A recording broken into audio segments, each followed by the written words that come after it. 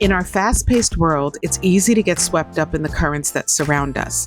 But we are the authors of our own life story, and we are infinitely capable of creating the change we want to see within us and beyond.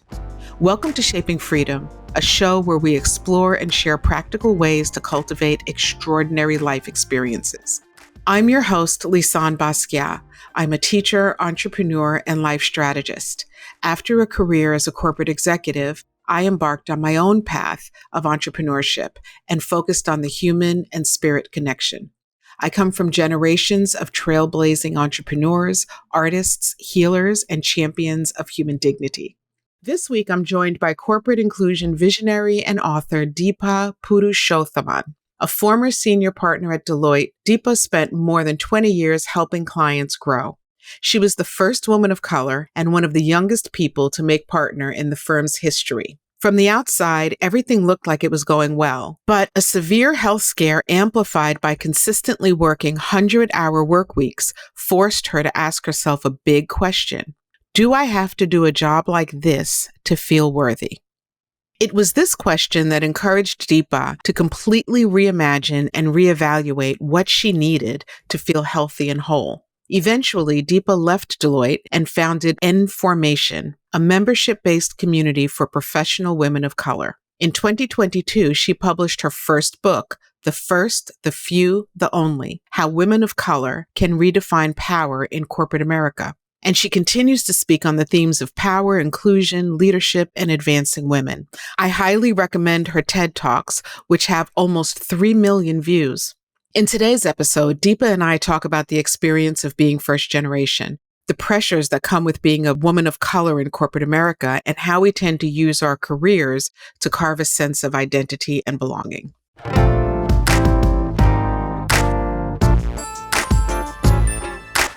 Well, good morning, Deepa. How are you?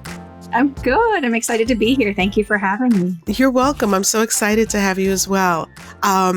So Deepa Purushothaman is how you pronounce your name, right? Yes. So I was really excited to talk with you because I know that you've done so much work around, you yourself have a pretty robust experience within the corporate environment. And I know that you have a lot to say about that, and in particular about the experiences of women of color within those spaces and places. And so I really was excited when Straw Hut mentioned that you would be a great person for me to have a conversation with. So why don't we start with the clips of who you are and how you got to the place where you are right now, specifically around your focus on the experience of women of color within the corporate environment. Yeah, of course. I'll try and keep it short because that could be an hour-long answer in itself. I grew up in New Jersey, so I know that you're there now. I am. Yeah. So I grew up in New Jersey in a very small farm country town. I say that because we had like one stoplight, like very, very, very small town. In my school of 500 students, there were probably 3 or 4 students of color. And so this sense of identity and belonging started early. My parents were immigrants from India. We didn't really talk a lot about race at home. There was this message of just keep your head down and work hard and, things will be okay, right? Which, by the way, a lot of the women I interviewed get. But I didn't really understand, right? And so when things would happen or things were said, I thought it was me. So I grew up with some of that real questioning around belonging always. I went to very elite sort of schools and spaces. And so those kinds of questions definitely followed throughout school. And my interest and background had been politics and policy. So I thought I was going to be doing, not myself running for office, but helping others. And so at some point early on, I decided I wanted a year or two of private sector experience because the public sector is a place where you have to climb the rungs, and it felt a little bit slow. And so I thought I'll go to Deloitte for a year or two out of grad school and, then go back to politics and policy. I ended up staying for 21 years and spent my entire career there. I made partner relatively early in comparison to others. I was our first Indian female partner. So there's also a sense of carrying, I think, a responsibility and also a sense of being a first, right, in rooms and in spaces. I worked in tech and telecom. Those were my clients. And those spaces were also predominantly white, given the industry and male. And so often I was the only woman of color in a room. So these were always issues that kind of sat with me. And towards the last couple of years of my career, it was a combination of two things. One, a growing sense of purpose and questioning, I think, just with our political landscape, and really feeling like, am I doing the work I thought I'd be doing when I was a teenager? And the answer was no. I mean, I had a great career, but just what am I doing? And given everything the world was facing and our country was facing, am I in the right place? Was a growing question for me. And then I started to get sick. So it was a combination of those two things, like this purpose question and then getting sick. And a very long story short is it started as small symptoms. And over the course of 3 years, the symptoms mounted and mounted to the point that I spent 8 months in bed, couldn't feel like elbows down and knees down, 14 doctors. And I tell this story in my book, my 14th doctor, she's a woman I saw when I traveled. I'm in her office. She's looking at me like with a smirk on her face because I have my suitcase with me. I literally traveled 3 cities a week in my job. And she says, we can keep running more tests, or I can tell you what I think you already know. Your job is killing you. And she says, what would you do if you didn't do a big job like this? Do you have to do a job like this to feel worthy? And don't you just see you're worthy being you? And in that moment, I did everything I could to not cry, right? Big question. That's a big question. Through me, right? Because a lot of my identity was work. And that started this process of really unpacking. And so I'll leave the rest of the answers for other questions, but that's really kind of where I was in my process. And so it still took me a few more years to leave because I didn't know what I wanted to do. There was a sense of I had to go to something. And also that sense of responsibility, which I didn't fully understand at the time, right? As a first, I think a lot of us sit in seats for longer than maybe we need to or we should. Because we're afraid of what it represents. And so, my process of unpacking all that was significant and took a little while. But now I focus solely on topics of women of color. I write and research about it. I just had a book come out. I have a company focused on women of color and safe space. So it feels like my work in the world, and it feels really necessary in this moment, especially. So, wow. There's a lot to unpack there. Is a lot there, yeah.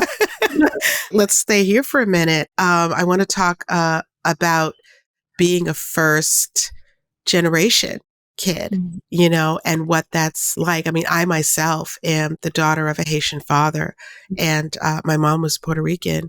And so I grew up in a predominantly upper middle class area, and I wasn't around a lot of people who were like me, although I did go to public school in New York.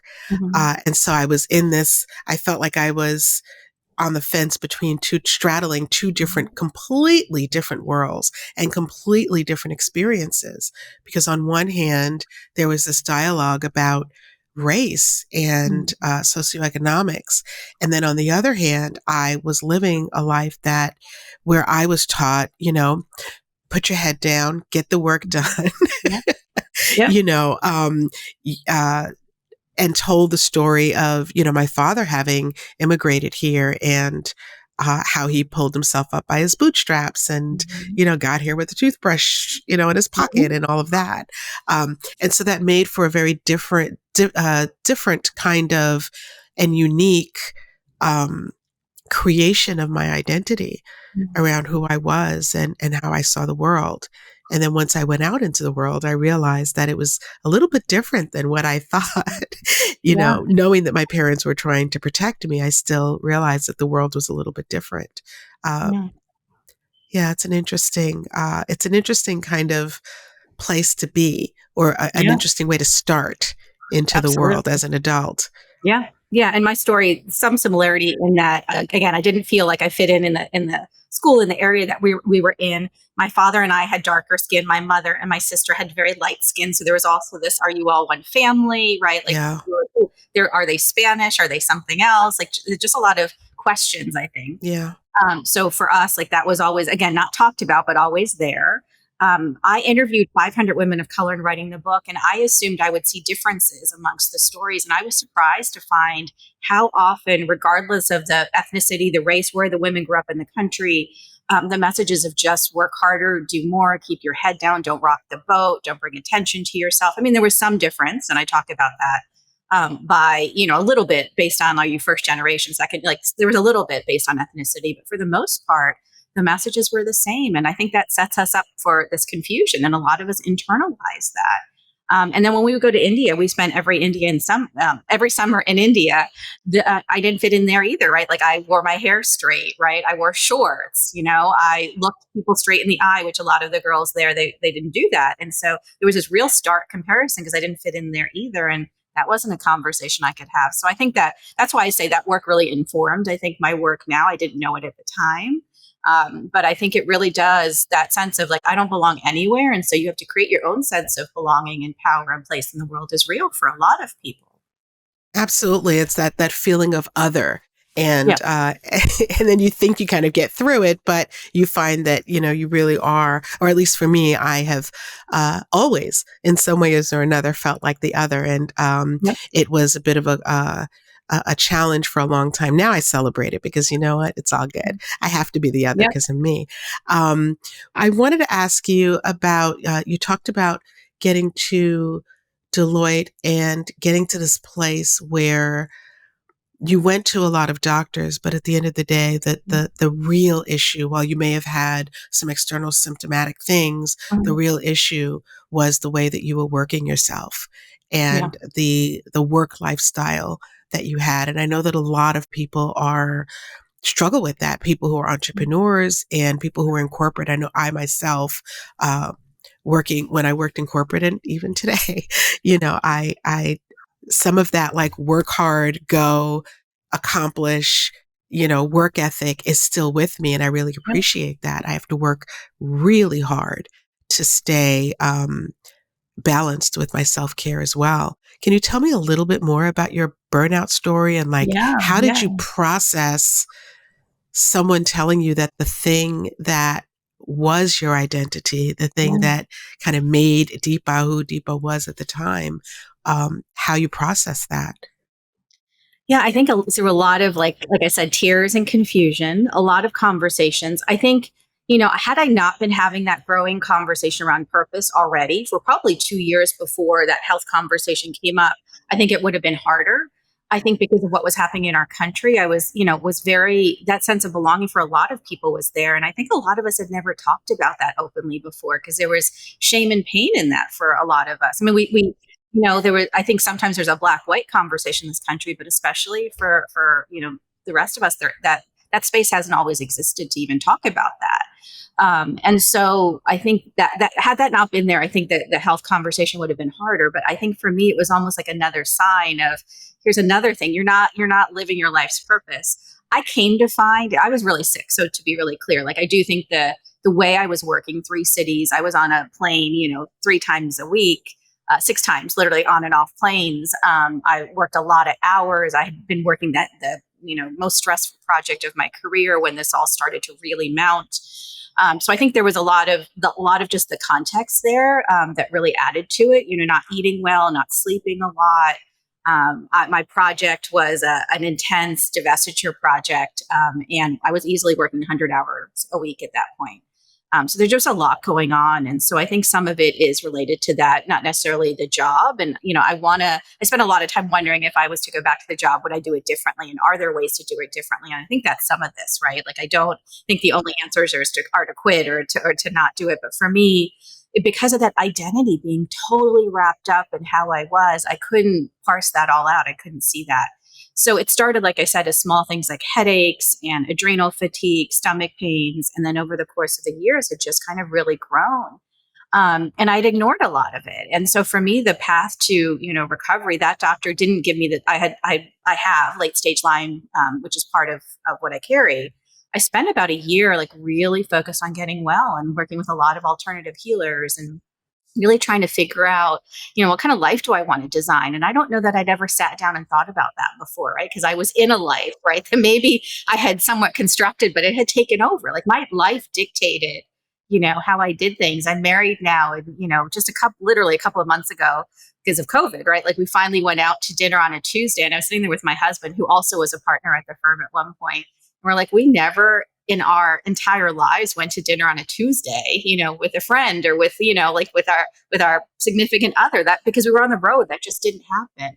So there were a lot of things that I remember thinking like, I don't get to do normal people things, right? Air quotes. And there was something about like, and that was okay. That was like the sacrifice of the job. And a lot of my work and research now is like, what have we been taught to sacrifice, right, to get ahead, to succeed? And are we conscious of that programming? I mean, I think some of it came from my immigrant family, indoctrination of like work harder, do more, security, begets safety, and longevity. And I don't know that those things are really true in my belief system anymore, but it took a lot of work to rewire those things, to unpack those things, and to really ask myself, like, for me, it was never the money; it was the security, right? The being in a big company, like what my parents, had convinced me that brought, that really I think was there, that I had to really unpack. And now I know as an entrepreneur, like I can make my own way. Like I took those skills with me. It's yes, the company was, great, and I had a great experience for a very long time.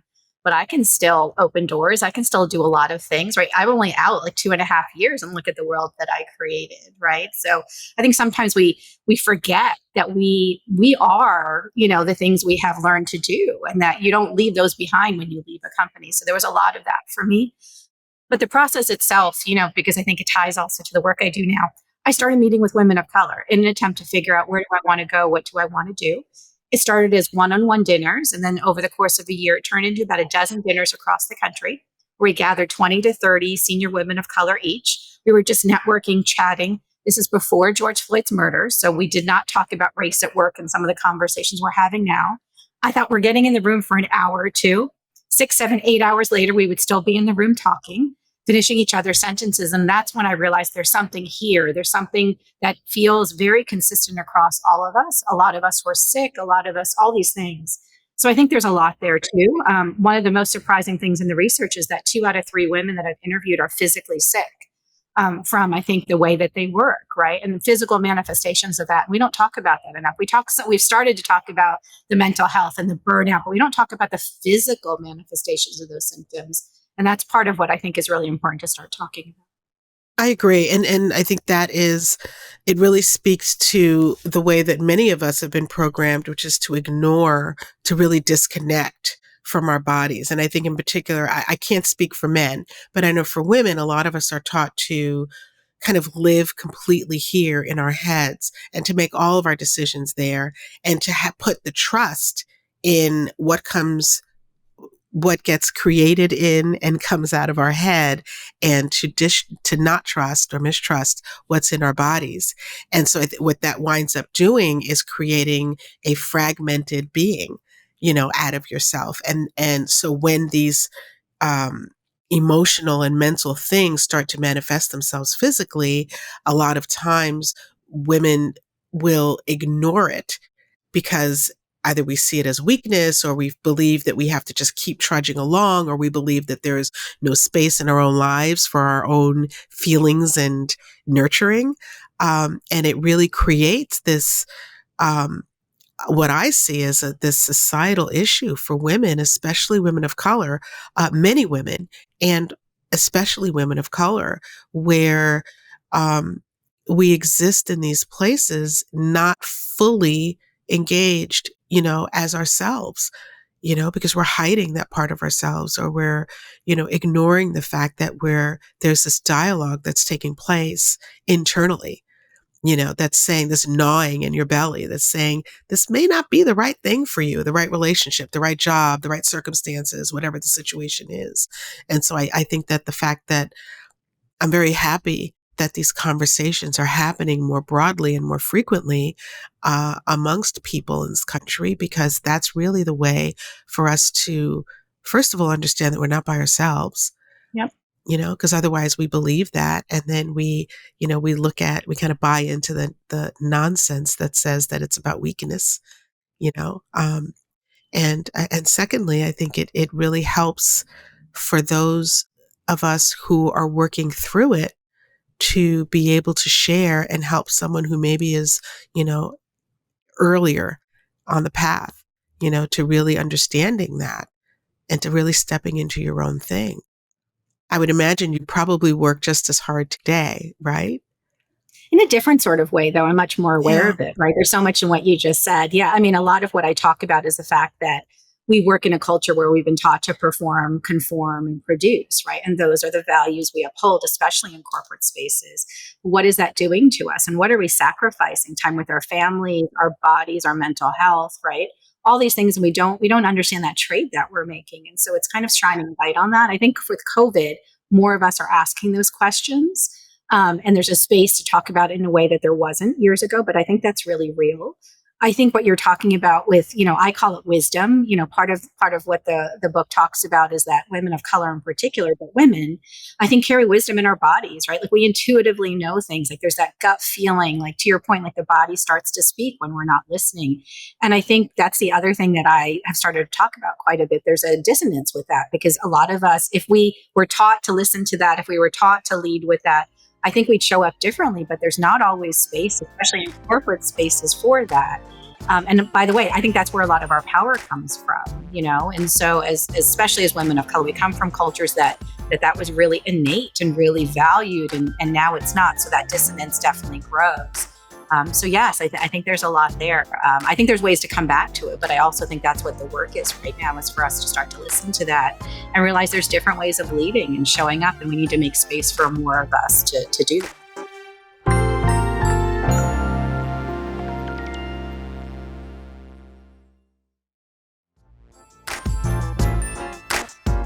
I had a career in corporate. I worked within the corporate environment for 23 years, and I enjoyed it, and it was great, and I did a lot of great things while I was there. I was raised primarily by my father, and so that gave me a different perspective on things. And so what it did in a lot of ways is that it helped me to accomplish things. It helped me to, in some ways, kind of just get out of the chatter and just get things done. Um, and it also, in a lot of ways, helped me to put to sleep the parts of me that, the wisdom, that inner wisdom that I had, because I didn't believe at the time that there was a place for that in my professional life. That was something that, so I kind of straddled the fence, as I mentioned before, between like, I have to do the thing and be hard and, make sure things get done, which was a really interesting experience to have, because then I started to, my inner wisdom just got louder and louder. And it was like, Mhm. no, no, this isn't, Mhm. this isn't the thing Yeah. that I want to do. And so I went through a similar situation, not to the extent of, having any necessarily a diagnosis, but the diagnosis was really just not wrong living. I don't know a better way Mhm. to say Yeah. it, that I just was not living in alignment with who I really was. And I was doing things that felt similar to what who I am. I was doing enterprise-wide project leadership things and organizational change management, and all that was great. And it, kind of skirted along the lines of what I really am interested in. Uh, and it kept me there longer, because it felt like, oh, this is great. I'm able to change things. I'm able to get people together to talk and to get them to see the delta between where they are and what they want and how they can get there. And then I came to this moment where it's like, I can't do that anymore. I have to figure something out. And there's this security and safety that you mentioned that happens in the corporate environment sometimes, where you almost get programmed to believe that that is the only way, when in fact it isn't. I left corporate and I was like, wait a minute, I can accomplish more and the same thing, and do the same things, on my own terms, in a different way, and really lean into the person that I truly am. Um, yeah, and I think that's the story for many, many women. Yeah, I agree with that. I think that's I call it the brainwashing, right? Or the delusions we've been taught that you need that safety and structure. But I think for a lot of us, and we're seeing more women and especially Black women, leaving to go start their own companies to create cultures that they want and they can see more than ever right now in this moment because of some of that. So I think we have to remind ourselves and remind each other, right, that we are valuable, that we have, skills, that we can go create the worlds that we want, and kind of, sometimes it ends up better than the story that we were in. So absolutely. I like to share stories, human stories, which this one is, with people. And I like to share ordinary people doing extraordinary things, and I think that the work that you're doing and the decisions and choices that you've made for yourself are pretty extraordinary. And I really, in doing that, also want to share the how, because I think very often for the women who are watching women like you and I, they see, oh, she has it going on. She left corporate and now she's created this entire community of women of color who are having these great conversations. Um, and that piece about you getting from working within Deloitte and working yourself in a way that was detrimental to your health to where you are today. I'd love to fill the audience in on how does one do that? If you can kind of break it down into, I don't know, 3 or 4 steps. Yeah, I mean, I think it depends where you are in that process, like that you were even Yeah. describing for yourself. I was really sick, and so I didn't have a choice, right? And so my hope in my work now and the work that I'm starting to shift to focus on is I want more women and women of color to start to ask those questions about how they want to show up in the world, how they want to lead before they get to crisis. Because most of us only make significant shifts in our life once we get to crisis. And, the challenge that I found is it's usually want something that happens that wasn't planned. So again, the 500 women I interviewed over and over again, it would be, I just went through a divorce or a health issue or a job didn't happen the way that I planned. And yet, or a heart attack and I ate properly. I ran every day. So I did all the things I was supposed to do. And yet it didn't turn out exactly how it was supposed to turn out. And so now what? Like I've been the good little girl, right? And that didn't work for me. So I think more of us need to realize that being that good little girl, if it doesn't align with who we are, isn't going to work. And a lot of this work is really going back and asking yourself, what have you been taught? How do you show up? What do you believe? And most of us will find that those are 6 to 12 messages that come from childhood that our parents gave us that really in moments of crisis we rely on. We're not smart enough. We're not good enough. You have to do more. You have to overwork yourself. You have to prove yourself, right, to be worthy. And so I work with women to kind of figure that out. What are those 6 or 12 things for you? And how do you start to notice when they come up for you?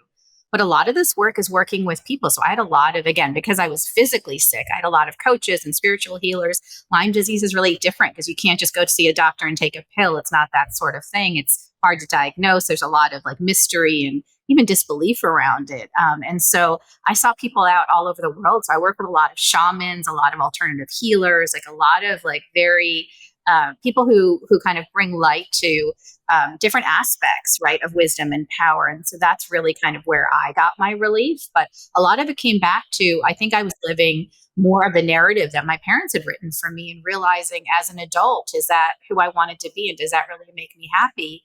And then sitting and literally working with people to figure out, like, what do I want my day to look like? What do I want my week to look like? If I could write anything on a piece, and, we're having some of this conversation at a good time, as we get to the beginning of the year, what do people want their life to look like? This is a great time to sit down and give yourself permission to write out. Like, it could be just words, it could be pictures, it could be anything, but we don't often just sit there and say, like, literally, what do I want my days to look like? Do I want to be on Zoom? Do I want to be, working from my home office? Do I want to be doing more creative work? You can't get to what you want to get to if you don't let yourself think about what that is. And so that's the disconnect I find with a lot of people. So my work was just with a lot of coaches, unprogramming and then reprogramming. What does that look like, if I'm not on a plane 3 times a week? And my initial focus was just getting well. And then it kind of grew from there. And a lot of what I believe is the universe. And again, I've gotten a little bit more woo-woo, as some people call it, as I went through my health scare. But I think the universe brings you what you need when you're ready for it. But so many of us are so busy, right? Like in that productivity circle, we don't even see it when it shows up. So I found with the book, and I have found the last couple of years, when I need something, it shows up. Like I'm looking for an interview or I need a particular story. The next week, those three women will show up, right? Or, I need some sort of connection in I don't know, the entertainment space. 2 days later, my husband's sitting at, dinner with some celebrity. Like it's really interesting how that works. And so but sometimes we're so busy thinking we have created the world that we want that we don't step back to realize like some of these things are wisdom. Some of these things are signals of where we can go. So my advice is really don't wait till crisis. Really do the work of figuring out, what makes you tick and what of that is really helpful to you and what is it time to let go of. And then really doing the work around what kind of life do you want? And that feels really big. So start with what kind of day do you want to have? How do you want to work every week? And then kind of build to the life that you want. Yeah, I really love that. It's really that self-inquiry, and really taking a look. I think that so often we, go through childhood and then we go through school and then we get into, whatever work we're going to do and we follow the constructs that have been presented to us and we fall within them and we get fully indoctrinated into that. And then having that moment of clarity and create and the ability and an awareness of your ability to actually create your own life, and decide how you're going to do things. And we don't function in a 9 to 5, which I don't know many people who work that, but we don't function in this lifestyle that's been laid out for us. Yeah. And it takes a little bit of work and tweaking and course correction sometimes to really find the groove that works for you, but it's possible. Yes. And you have to believe that it's possible first, because otherwise we find ourselves like kind of walking the 12 steps of someone else's vision for us or some organization's vision for how they're going to achieve the goals and objectives that they've set out. And we ignore our own. Exactly. Yeah, most of the women I interviewed are living, the values or the dreams or the definitions of their parents, and they haven't taken the time to unpack that. When I was thinking of quitting, like finally towards the end of resigning, I wasn't clearly going to something. Like I knew I needed some space, I needed some time. I didn't exactly know what it was going to look like. And I got so much feedback from people that I had to be going to something. We also live in a society where you don't give yourself a break. What are you doing? What are you doing? You have to be doing right? something. It has to be better or equal, right? Like they couldn't understand leaving the partnership to like an undefined location. So I would also say, and I had the privilege of taking some time off, right? Not everybody does, but sometimes it's the space that actually allows you to rewrite. It's very hard to rewrite a new life when you're living in your old life and when you're kind of in that sort of cycle and in that sort of productivity, right? Where you're always working. It's hard to unplug. And I would also say it sometimes takes the women I work with like 6 to 8 months to really have their bodies even come off of the adrenaline that a lot of us are in when you're in that sort of pace. So if you can, my biggest advice would be to take some space and to take some time. And, it doesn't have to be vacation. It can just be like things around the house, but you almost need that space to really figure out who am I without my job?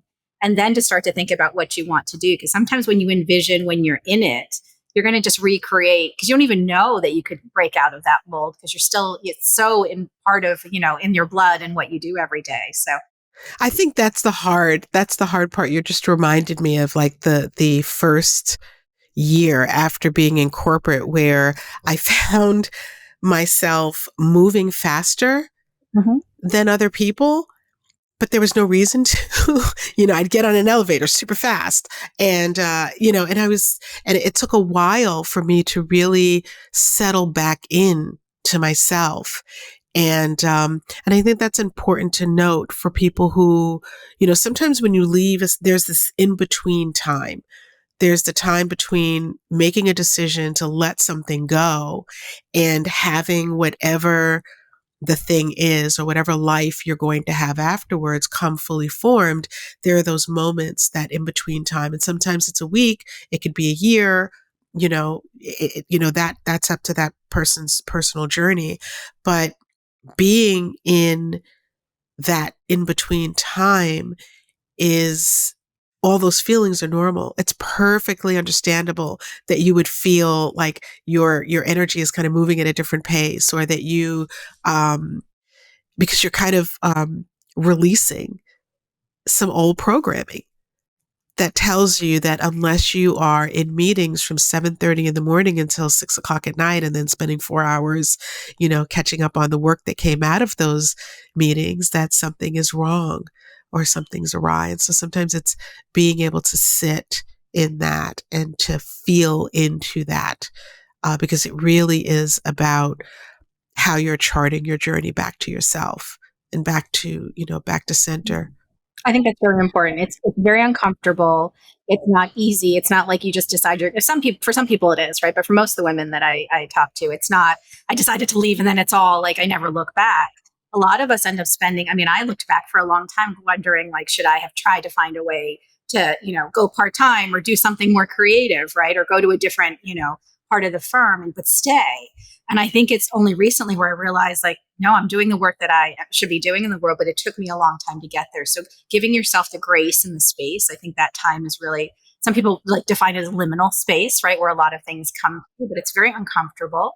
And I also just think, again, we haven't been trained to do that because so many people will come to you and be like, what are you doing? What's next? And so you have to be really clear, like, I'm just getting healthy, or I'm just taking a pause, or I'm just taking stock of what I want next. And that's okay to do. And we need to get back to reminding each other that that's part of what makes us human is, getting spaces to really figure out, like, I've just been doing this for 7 years. Am I doing the right thing?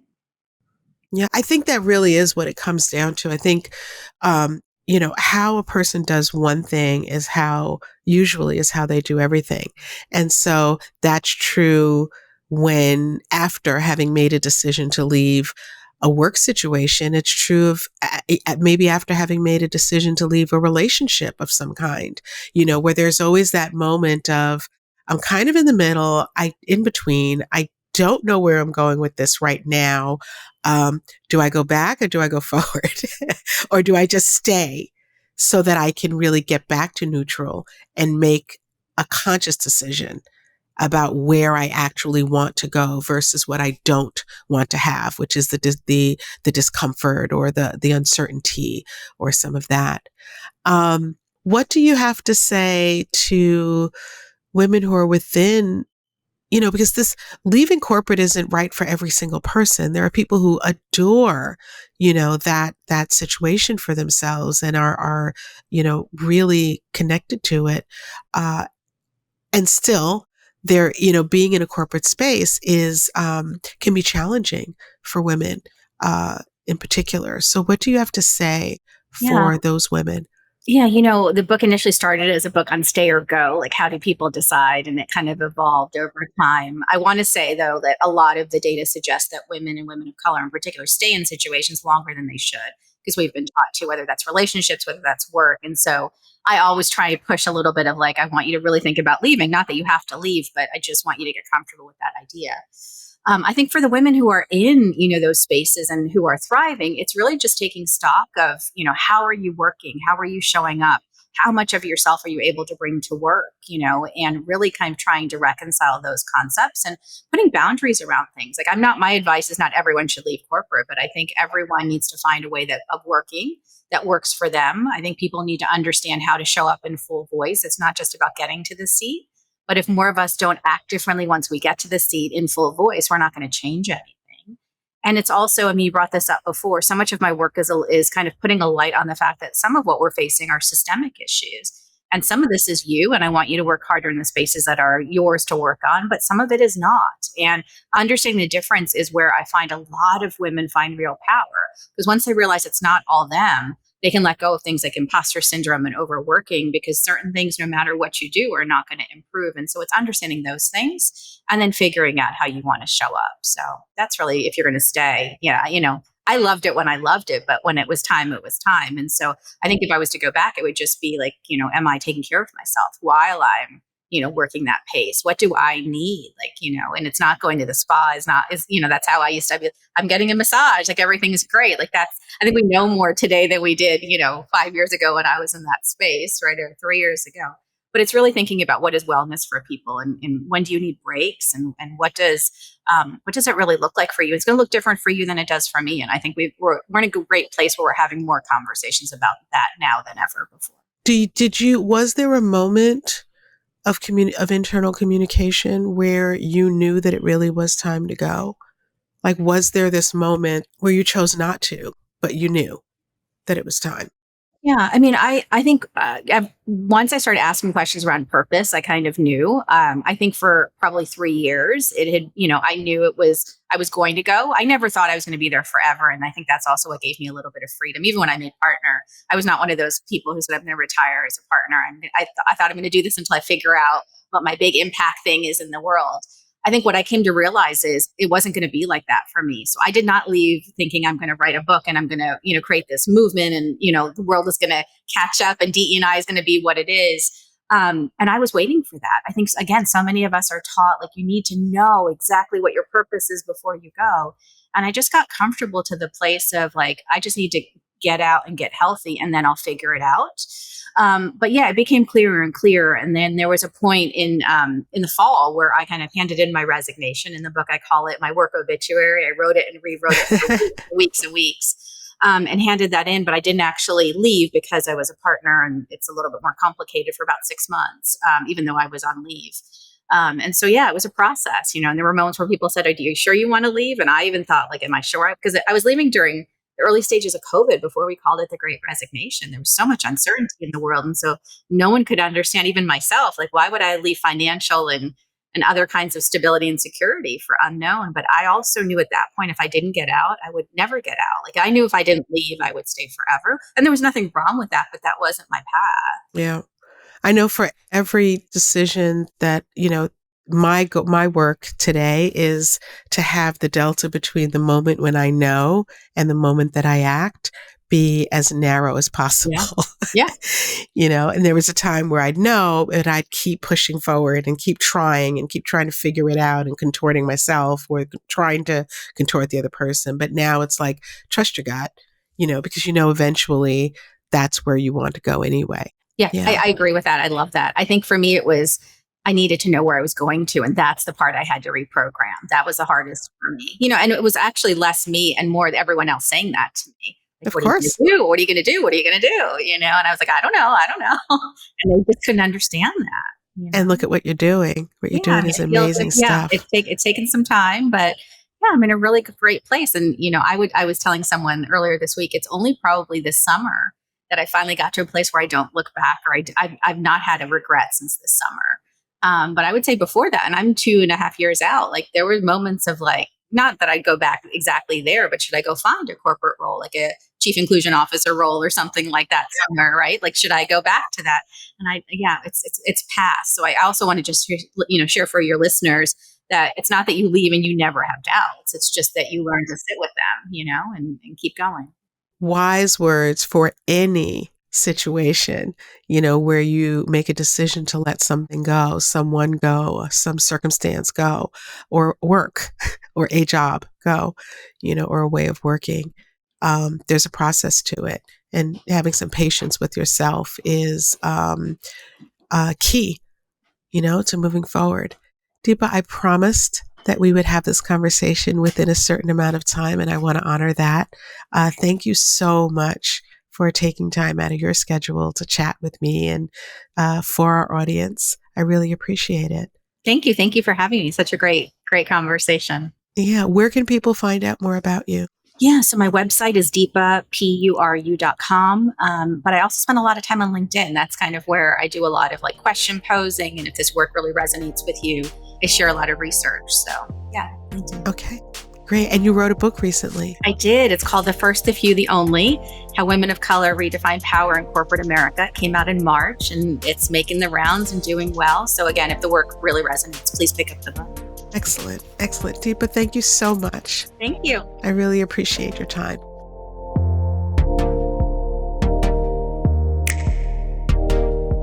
Thank you so much for listening. I hope our conversation encourages you to think about the big question in your own life. Do I have to do a job like this to feel worthy? While I can't answer it for you, what I can do is offer you this. Your mental and physical health are the most important things in your life.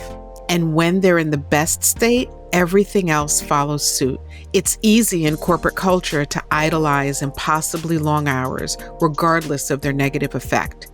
But it doesn't mean that they should be tied to your sense of self-worth, and it doesn't mean that your worth is tied to your career. When we embrace ourselves and find our worth and our own sense of purpose, we create a culture that not only helps us thrive, but also paves the way for others to thrive as well. My friends, thank you for sharing this space with me. I appreciate you.